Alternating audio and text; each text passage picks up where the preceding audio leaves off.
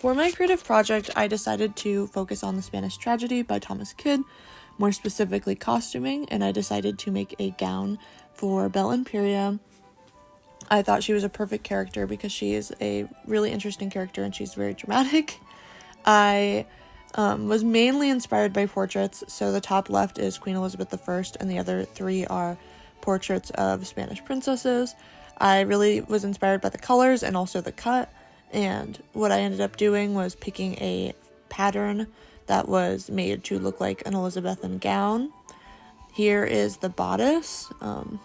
You can see it has a lot of parts. It has a lot of boning in it, and it's pretty complex.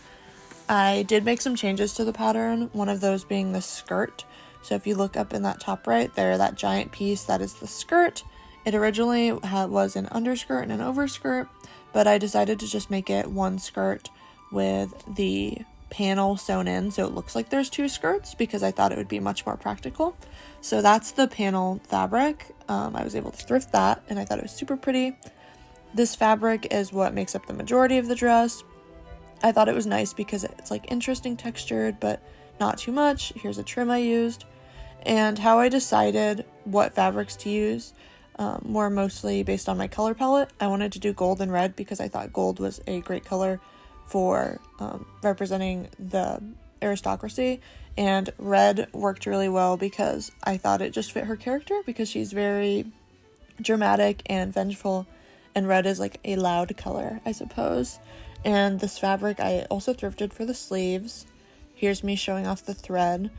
And I also was inspired by actual textiles that they would have had. I tried to kind of match it up. I used import documents to kind of figure out what they were exporting to Mexico and used those. So I decided to start with a skirt, and the skirt was a long process. Here is me sewing on the trim, or here's me pinning on the trim to be sewn.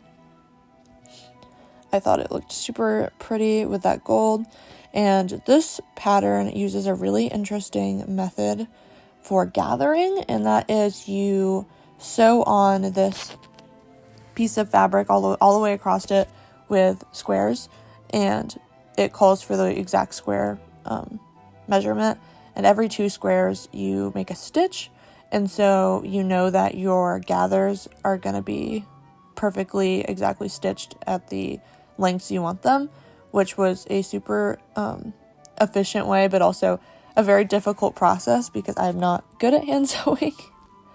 You can kind of see me mess up at the end of the clip, but I was able to get it all figured out. And so this skirt has a lot of hand sewing done in it. And after this clip, you can see me making the waistband, which I was fortunately able to do with a sewing machine. If I've learned one thing about myself is that I much prefer machine sewing to hand sewing any day. But the hand sewing was very rewarding because the gathers ended up looking super pretty, as you can see there. That's the one side with the waistband sewn on, and the other side does not have it sewn on yet, but you can kind of see those like big gathers. And the other thing I really had to consider for this was the undergarments. So what I wanted it to look like was that the character's wearing a farthingale, which is essentially a bell-shaped hoop skirt. And there's also a bum roll I decided to get. So I just decided to buy those for efficiency's sake. There's the look of the skirt with the bum roll, so you can kind of see how it affects it. And there's the final skirt. I thought it turned out super pretty. You can kind of see the pattern here. You can see the overlaying part in the front actually has like a V built into it. And you can see the fake panel that's supposed to look like another skirt. And here's me pinning in the sleeves. I originally wanted to do a long flowing sleeve like I showed in the inspiration images at the start of the video, but I actually decided against it because the more I thought about Bel-Imperia and what she has to do on stage, for example, stabbing other people and herself, I thought that the sleeves could just be really frustrating for an actor to deal with, as well as just really hot because it would have been the first sleeve and then a second giant lined oversleeve. And so I ended up just using the sleeves that are on the pattern, which are a straight sleeve with a little puff at the top, which you can see right here. It looks like there's elastic in it, but there's actually not. That's after I had it pinned on.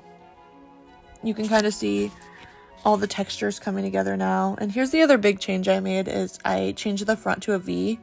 It kind of had a onesie look to it originally, but that V is a super major part of fashion of this era. So I wanted to give it that. And here's just a close-up of the skirt because I thought that it looked super pretty and the textures were very representative of the extravagant gowns that they actually wore back then. There's the sleeve, and here's a quick look up and down. I also decided to make a little choker on the mannequin out of the trim because I thought that she could use some red up top, which probably would be jewelry on an actual actor. And there's the completed costume. I'm super happy with how it turned out, and I think it looks beautiful.